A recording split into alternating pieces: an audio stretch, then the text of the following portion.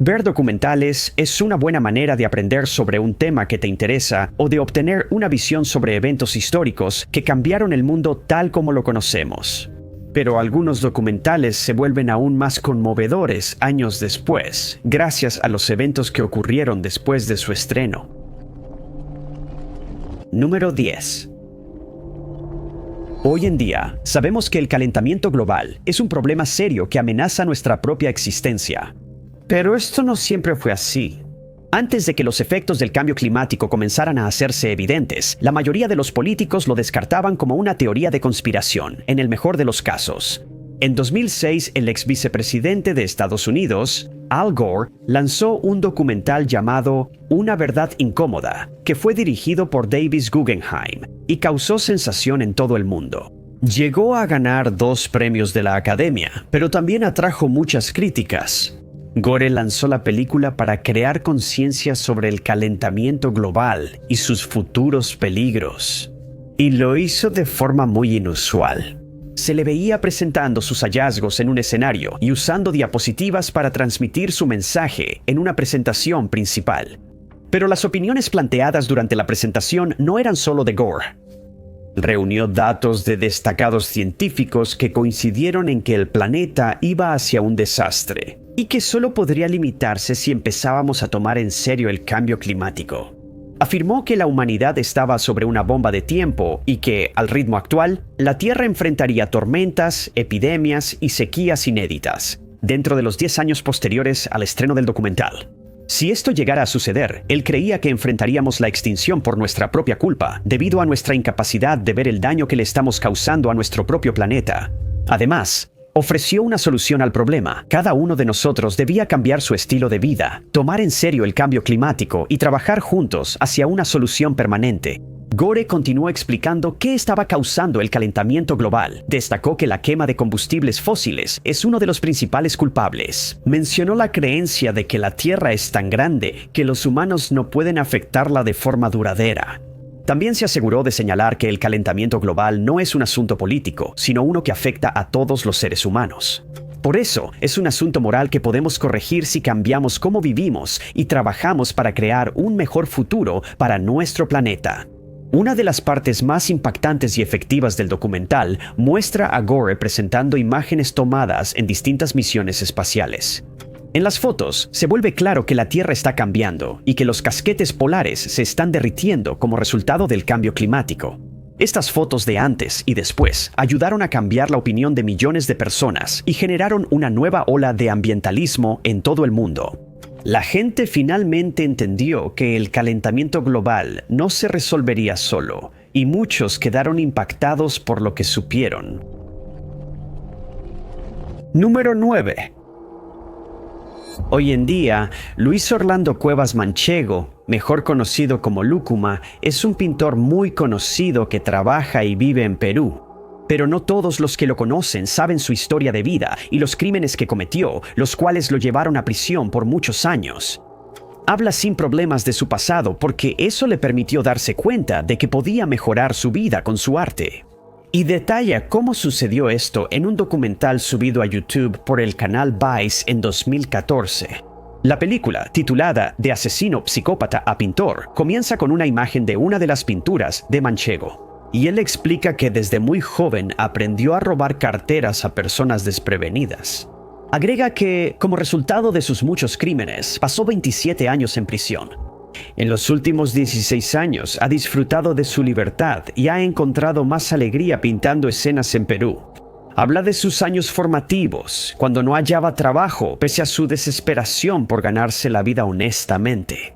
En vez de sobrevivir como el criminal conocido como Loco Cueva, Drácula o Frankenstein, él dice que nació en la maternidad de Lima, Perú, en 1951 y que su madre era carnicera cuando era joven. Recuerda haberla ayudado a llevar los cuchillos que usaba para su oficio a barrios altos, pero luego agrega que finalmente ella falleció. Esto lo dejó sin hogar y tuvo que sobrevivir en las calles. Al principio, solía esperar los autobuses en la carretera interestatal y los emboscaba usando una variedad de armas que incluían cuchillos, armas de fuego, dinamita e incluso granadas de mano. A veces se encontraba con criminales rivales de cárteles en Lima y hoy considera un milagro haber logrado sobrevivir tanto tiempo. No solo luchó contra estos cárteles, sino también contra la policía que intentaba capturarlo. Él cree que solo siguió con vida porque aún no era su momento de irse. Y cree que ahora ha ganado el respeto de la gente en la comunidad gracias a su arte. Él señala que incluso si deja las puertas de su tienda abiertas y sin vigilancia, nadie se atreve a robar ninguna de sus pinturas gracias a su reputación. Hoy en día, pinta escenas que representan a políticos corruptos, mafiosos, criminales, trabajadores callejeros y otros que viven al margen de la sociedad.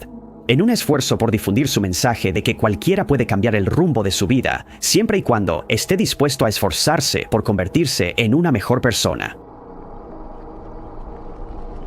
Número 8. En 2004, Morgan Spurlock lanzó un documental llamado Super Engórdame, que cambiaría para siempre la forma en que pensamos sobre la comida rápida. Se propuso el reto de comer únicamente McDonald's durante 30 días con el fin de registrar el efecto que esto tendría en su salud. Pero antes de hacerlo, consultó con varios doctores, la mayoría de los cuales le aseguraron que su experimento no tendría efectos duraderos.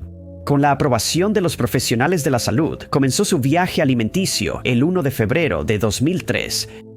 Al inicio del documental, Spurlock afirmó que estaba en una condición física superior al promedio, una opinión que le dio su entrenador personal. Después, consultó con expertos, incluyendo a un cardiólogo, un gastroenterólogo, un médico general y un nutriólogo. Le advirtieron que probablemente tendría efectos secundarios por comer solo McDonald's un mes, pero le aseguraron que no serían permanentes. Dado que el cuerpo humano es muy resistente y adaptable al cambio, Spurlock señaló antes de comenzar su dieta que pesaba 185 libras y que medía 6'2". Luego señaló las reglas del reto. Comería McDonald's en el desayuno, almuerzo y cena, y durante los siguientes 30 días se aseguraría de comer cada artículo del menú del restaurante al menos una vez. Si el empleado que le tomaba la orden le preguntaba si quería agrandar su comida, tenía que aceptar. Pero si no le ofrecían esa opción, solo podía comer la comida de tamaño regular. Para garantizar resultados relevantes para la persona promedio, caminaba la misma distancia diaria de un ciudadano promedio, unas 2 millas. Tuvo su primer desayuno en su ciudad natal de Manhattan el 1 de febrero y fue hasta el segundo día que tuvo su primer comida extra grande. Al terminar la comida, que incluía una doble hamburguesa cuarto de libra con queso, papas extra grandes y un refresco de 42 onzas, se sintió incómodo y vomitó en el estacionamiento. 5 días tras iniciar el reto, ya había subido casi 10 libras y empezó a sentirse deprimido. Experimentó dolores de cabeza que, según él, desaparecían de inmediato en cuanto comía otra comida de McDonald's. Días después, lo volvieron a pesar y se reveló que había subido otras 8 libras. Para cuando terminó el reto, había subido unos increíbles 25 libras en solo 30 días, pero también tuvo cambios preocupantes en su salud. A solo 21 días de haber empezado la dieta, comenzó a sufrir palpitaciones cardíacas y se descubrió que había sufrido daño hepático. Sus amigos y familiares notaron que tenía poca energía y había subido 17 libras en 12 días, mientras perdía masa muscular.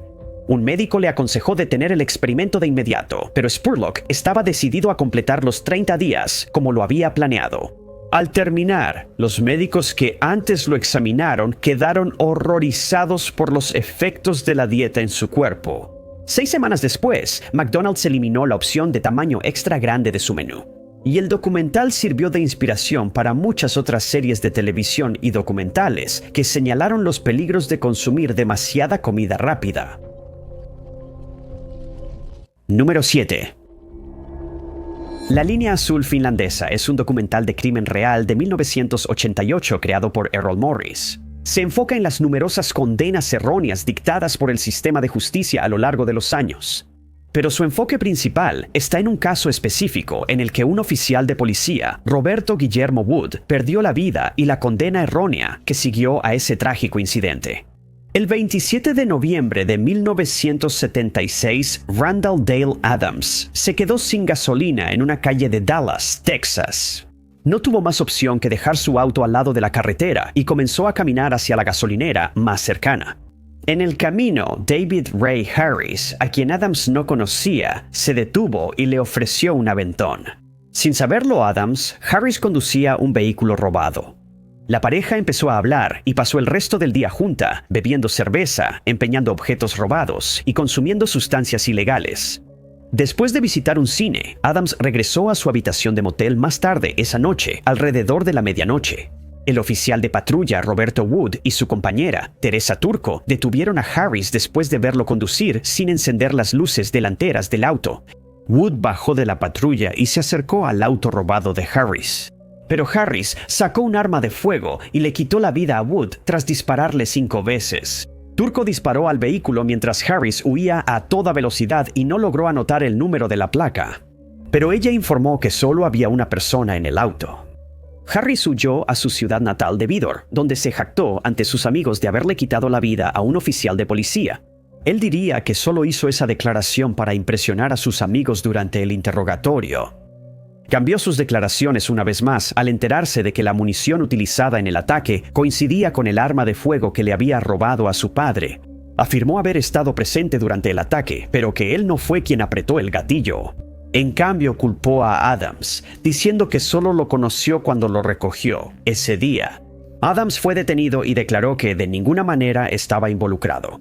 La policía afirmó que Harris había pasado la prueba del polígrafo y que él la había reprobado, pero Adams insistió en que era inocente.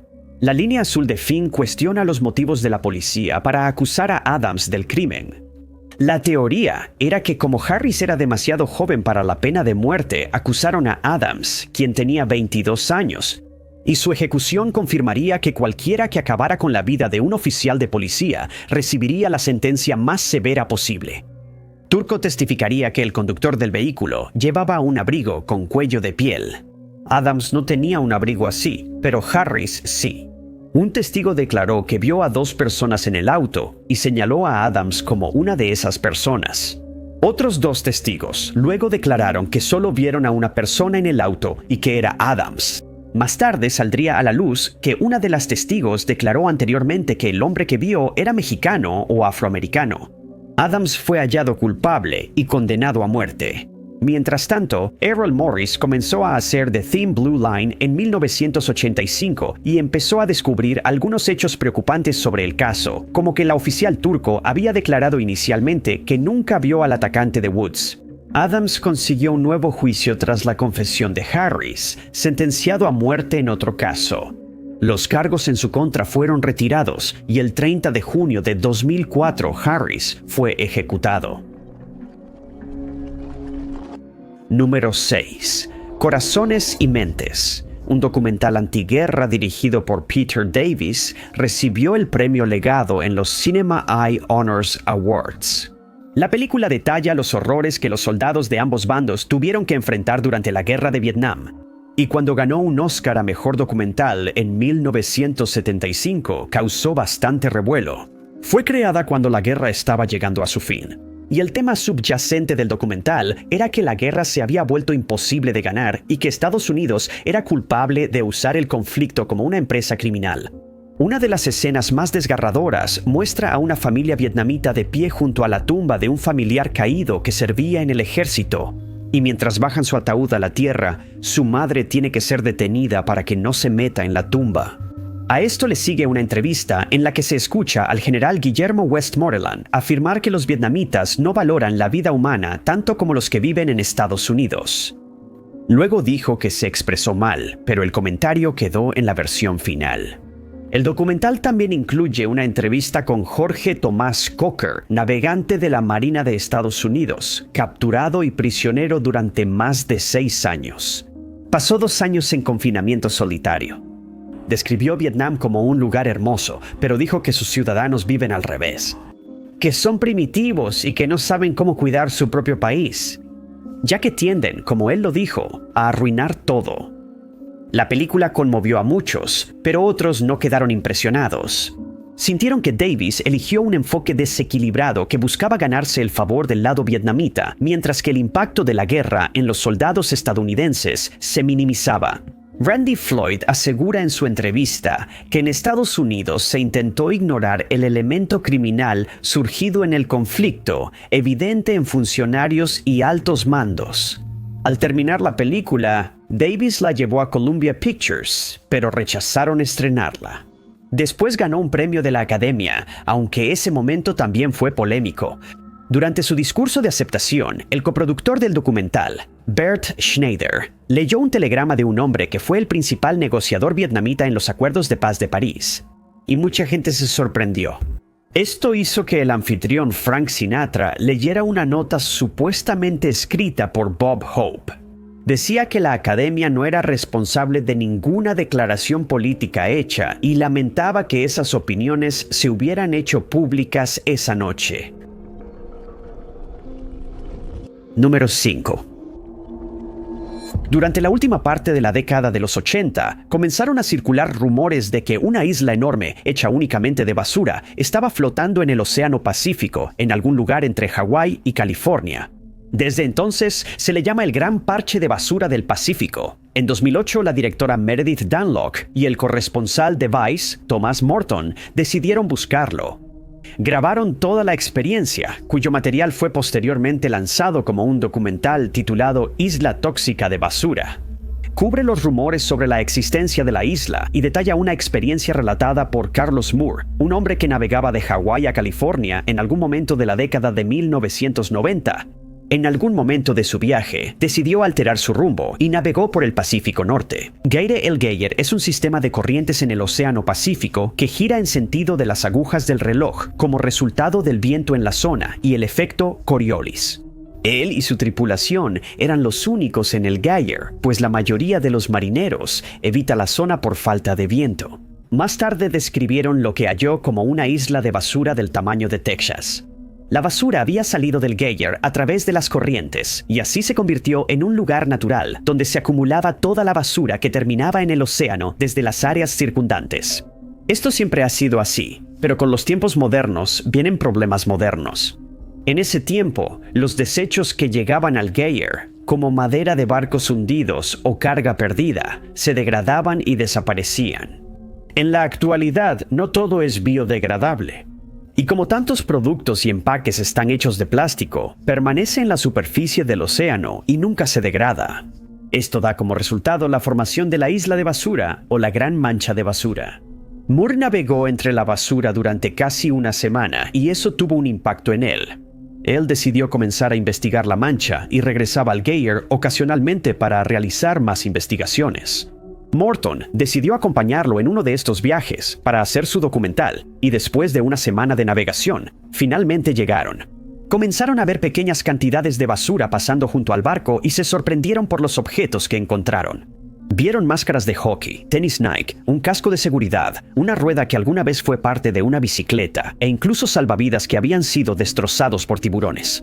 Había la basura habitual, botellas de plástico, bolsas y envolturas de botanas. La mayoría de estos parecían haber llegado a la Geiger desde Asia, aunque algunos fueron dejados en el agua por marineros. Sin embargo, la mayoría de la basura llegó a la Geiger tras viajar hasta 8,000 kilómetros desde los continentes. Finalmente, la tripulación decidió detenerse y tomar muestras del agua, y lo que vieron fue aterrador. Al analizar las muestras al microscopio, la tripulación notó que todo estaba cubierto de partículas de plástico descompuestas. Y tomaría cientos, si no es que miles de años, para que se hundieran hasta el fondo del océano o se disiparan. Número 4. No hay duda de que los Beatles siempre serán una de las bandas de rock más influyentes. Aún tienen muchos fans en el mundo, aunque su último álbum, Let It Be, salió en 1970. Este también es el título de un documental sobre la banda, que fue dirigido por Miguel Lindsay Hogg ese mismo año, y que ha dejado a muchos de los fans de la banda perplejos por su reacción ante su lanzamiento. El documental debía mostrar a los fans el proceso y pensamiento de la banda mientras ensayaban sus nuevas canciones antes de tocarlas. En la azotea de su compañía multimedia, llamada Apple Corp., que está situada en Londres, esta no fue la primera vez que Lindsay Hogg trabajó con los Beatles.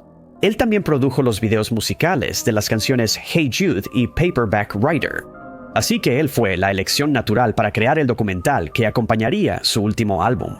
La filmación comenzó en enero de 1969 y continuó durante 3 semanas, pero la presentación que estaban ensayando sería la última de la banda. Y cuando el documental finalmente estuvo listo para su estreno, ellos ya se habían separado. Paul McCartney había presentado una demanda contra sus compañeros de banda porque quería que se disolviera el contrato que detallaba su sociedad. Esta decisión se tomó después de que el resto de la banda contratara a su manager, Alan Klein, como su asesor financiero, lo cual no le agradó a McCartney. Él sabía que si no seguía adelante con la demanda, toda la música de los Beatles se convertiría en propiedad de Klein y no iba a permitir que eso sucediera. Lindsay Hogg diría después que, al comenzar la filmación del documental, notó que había mucha tensión entre los 4 miembros de la banda. Él cree que esto se debía a que George Harrison sentía que sus dotes de compositor eran ignoradas por sus compañeros. Sospechó que Harrison enfrentaría a los otros 3 y planeó grabarlos sin que lo notaran. Vació un florero que estaba en la mesa donde la banda almorzaba y colocó un micrófono dentro. El resultado fue que capturó el momento exacto en que Harrison dejó la banda después de una pelea con McCartney. Gran parte del audio se perdió por el ruido de fondo, como cubiertos y personas comiendo cerca, así que no pudo usarse en el documental. Lindsay Hogg declaró que durante la filmación, Apple Corps le pidió mantener en secreto que Harrison dejó la banda, ya que luego regresó. Poco tiempo después, la banda vio una copia preliminar del documental una vez que terminó la filmación, y al principio estaban contentos con el resultado. Recibió la misma respuesta cuando la banda vio la versión final editada, pero eso pronto cambiaría. Tras separarse, los miembros de la banda comenzaron a ver la película de otra forma y la consideraron una carga. Harrison diría más tarde que odiaba el documental, ya que sentía que al verlo revivía una época muy turbulenta en su vida y en la de la banda. La banda evitó por años que la película saliera para el público en casa, pero luego fue remasterizada por el director Peter Jackson. Se restauró e incluyó gran parte del audio perdido, dándole a los fans de los Beatles una nueva perspectiva sobre los conflictos que los 4 miembros atravesaron antes de separarse definitivamente. Número 3. The Keepers es una serie documental dirigida por Ryan White. Aborda el misterioso caso sin resolver de la monja hermana Catalina Anna Sesnick, quien murió en circunstancias extrañas en 1969. Fue vista por última vez en su departamento en la ciudad de Baltimore, Maryland, el 7 de noviembre de ese año. En ese momento, trabajaba como maestra de teatro e inglés en una escuela católica para niñas en Baltimore. Cuando la hermana Kathy no regresó al departamento, su compañera de cuarto, Helen Russell Phillips, reportó su desaparición y la policía de la ciudad de Baltimore inició una investigación. Helen informó que la hermana Kathy había salido del departamento después de decidir ir al centro comercial Edmonton Village, pero nunca regresó. Ella declaró que iba a visitar la joyería Hecht's porque quería encontrar un regalo para su hermana, quien estaba celebrando su compromiso. Se sabe que ese día visitó un banco donde cobró un cheque, después de lo cual pudo haber comprado algo en una panadería en Edmonton. Su auto fue encontrado a la mañana siguiente, estacionado ilegalmente y cubierto de lodo, al otro lado de la calle de su edificio de apartamentos. Hallaron una caja de la panadería en el asiento delantero del auto. Los testigos dijeron que vieron a la hermana Kathy en el vehículo cerca de las 8:30 de la noche anterior. Casi 2 meses después, la gente que vivía en la zona quedó incrédula cuando el cuerpo de la hermana Kathy fue descubierto por 2 cazadores en un vertedero en Lansdowne. El caso pasó de investigación por persona desaparecida a homicidio, pero los investigadores pronto tuvieron problemas. Se determinó que la vida de la hermana Kathy terminó por un golpe en la cabeza, pero los investigadores no pudieron encontrar un motivo para el ataque. Se interrogó a muchas personas y se siguieron varias pistas, pero sin éxito. Había poca evidencia en la escena y para 1977 el caso ya estaba frío. Todas las pistas se habían seguido sin éxito. En 1992 se halló un posible motivo del crimen. 2 exalumnas de la preparatoria se presentaron para informar que un sacerdote que trabajaba en la escuela, el padre Joseph Maskell, debía ser investigado ya que se comportó de manera inapropiada con ellas en más de una ocasión. Inmediatamente, comenzaron a circular rumores de que la hermana Kathy se había enterado de esto y que su vida fue terminada para asegurar su silencio. Una de las mujeres dijo que Maskell la llevó al cuerpo de la monja tras matarla y la amenazó con matarla si contaba lo sucedido. Maskell fue interrogado extensamente, pero falleció en 2001 sin ser acusado de ningún delito. Durante el documental, se entrevistó a varias otras mujeres, así como a muchas personas que estuvieron presentes cuando la hermana Kathy fue encontrada sin vida. Smith tenía la esperanza de que la película generara un renovado interés en el caso y que finalmente se hiciera justicia, pero aún se desconoce quién cometió el crimen. En 2017 se decidió que los restos de Maskell fueran exhumados y se recolectaron muestras de ácido desoxirribonucleico. Su ácido desoxirribonucleico no coincidió con el perfil forense que se creó en 1970, pero no ha sido descartado como sospechoso. Y cuando todo estuvo dicho y hecho, 16 mujeres presentaron una demanda contra Maskell por $472,000. Número 2. Mucha gente considera que Querido Zachary, una carta a un hijo sobre su padre, es el documental de crimen real más devastador que se haya hecho.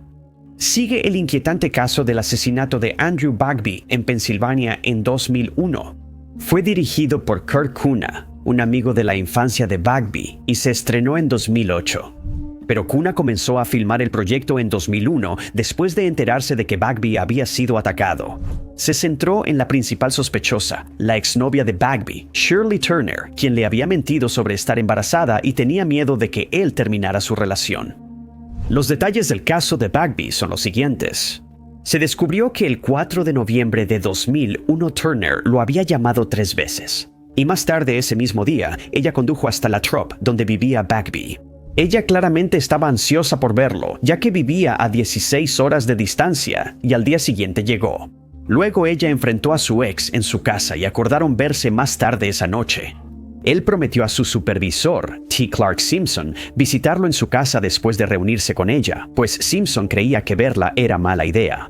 Bagby nunca llegó a la casa de Simpson y al día siguiente lo hallaron muerto en un estacionamiento de Derry Township. Había sido atacado con un arma de fuego.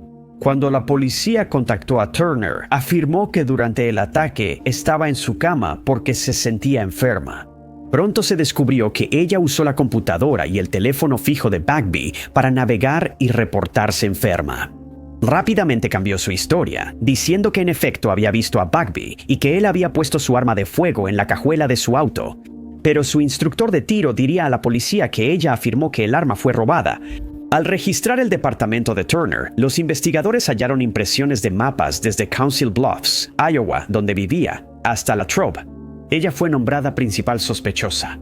Pero cuando la policía volvió con una orden de arresto, ella ya había huido a St. John's, Terranova, Canadá. Mientras Kuna filmaba, supo que Turner volvió a decir que estaba embarazada de Bagby. Los padres de Bagby, David y Kathleen, viajaron a Terranova para solicitar la custodia de su nieto, quien después de su nacimiento fue nombrado Zachary. Pero Turner les negó el acceso al niño a la pareja porque creía que secuestrarían al bebé. Finalmente, se calmó y dejó que David y Kathleen lo visitaran. Pronto quedó claro que Zachary estaba más cómodo con sus abuelos y no tenía un gran vínculo con Turner. En su primer cumpleaños, Turner le dijo a Kathleen que se llevara al niño porque la quería más que a su madre. En 2002, aún no se había tomado la decisión de si Turner debía ser extraditada, y fue llevada y luego liberada de prisión varias veces. Luego, en 2003, tanto Turner como Zachary fueron encontrados sin vida en el agua cerca de la Marina Foxtrot, llevando el caso a un final trágico y resultando en una conclusión desgarradora para el documental. Número 1. En 2011, Vera Jo Ragel, de 24 años, vivía en Findlay, Ohio. Su vida fue difícil, pues le diagnosticaron trastorno por déficit de atención e hiperactividad, lo que implicaba una capacidad mental de una niña de 8 años. Más tarde saldría a la luz que las circunstancias en su hogar familiar hicieron su vida insoportable. Como se detalla en el documental titulado Buenas noches, Sugar Babe, el asesinato de Vera Jo Ragel. El documental fue dirigido por J. Davis Miles y detalla la investigación del caso de Vera y su desenlace impensable. Vera nació en 1986, hija de Verna Messersmith y Willard Ragel.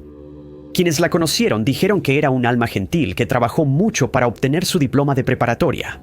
El 27 de marzo, cerca de las 2 a.m., un conductor de tren que viajaba por unas vías cerca de la avenida Blanchard vio algo en las vías. Pensó que era un ciervo, pero al acercarse vio que era el cuerpo de una mujer y llamó a la policía. Cuando encontraron a Vera, se asumió de inmediato que la había atropellado un tren que pasaba, pero cuando se le realizó una autopsia, salió a la luz que había sido brutalmente agredida y que el ataque ocurrió en el lugar donde la encontraron. Al día siguiente de la muerte de Vera, Daniel Bixler, un ladrón recién liberado, y su novia, Nicole Peters, fueron arrestados. Vera vivía con la familia Brooks, incluyendo a Bixler y Peters. Bixler era hijo del primo de Cherry Brooks, Daniel Bixler Sr., quien estaba preso. Debido al arreglo de vivienda, Bixler y Peters fueron sospechosos de inmediato. Se supo que Vera salió a conocer a un nuevo novio. La familia Brooks era muy estricta y controladora. Ningún hijo, ni los adultos, podía salir por miedo a que Cherry perdiera la custodia tras remociones previas. La policía había visitado la casa con frecuencia por acusaciones de agresión, amenazas, negligencia y malas condiciones. Ashley, hermana de Vera, denunció haber sido retenida allí contra su voluntad en enero. Cherry dejó que Vera viviera ahí por sus cheques de discapacidad. No por preocupación, Zack y Cherry también agredieron a Vera y le negaron comida. El 5 de diciembre, Daniel fue acusado de manipulación de pruebas de asesinato, agresión y secuestro, y Nicole fue acusada de asesinato agravado. La evidencia mostró que agredieron a Vera en la casa, luego la llevaron a las vías del tren y le quitaron la vida con una cuchilla. Daniel recibió cadena perpetua y Nicole fue sentenciada a 23 años. Muchas gracias por ver el video. Si les gustó, no olviden darle like. Además, no olviden suscribirse y activar la campanita de notificaciones para estar al tanto de todos nuestros futuros videos. Mi nombre es Top 5 Desconocidos. Nos vemos en el próximo video.